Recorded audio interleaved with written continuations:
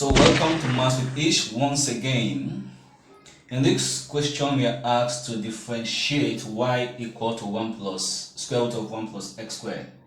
So the first thing to do is I'm going to write this radical in power form, okay? So the next thing to do is to say let u be equal to 1 plus x squared. In other words, I'm replacing everything inside this bracket with u, okay?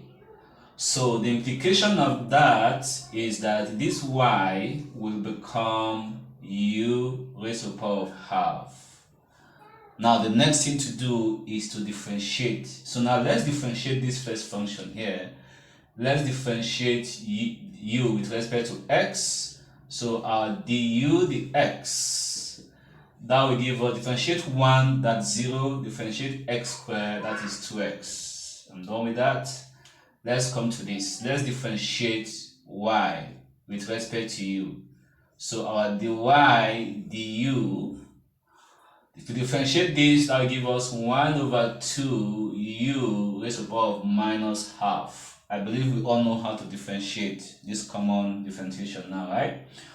Okay, so the next thing now to do is to apply my chain rule. Remember or recall that our chain rule says that dy dx is equal to du dx times dy du. In other words, all we have to do is to multiply these two derivatives, okay?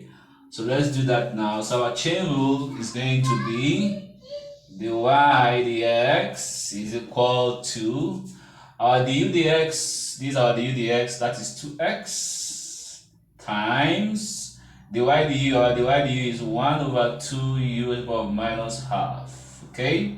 So let's tidy up this work. So this will give us dy dx will be equal to 2x times half. Then this, I can write this as 1 over u raised to the power of half, okay? So that these two will cancel out these two. I'm left with x over u raised to the power of half.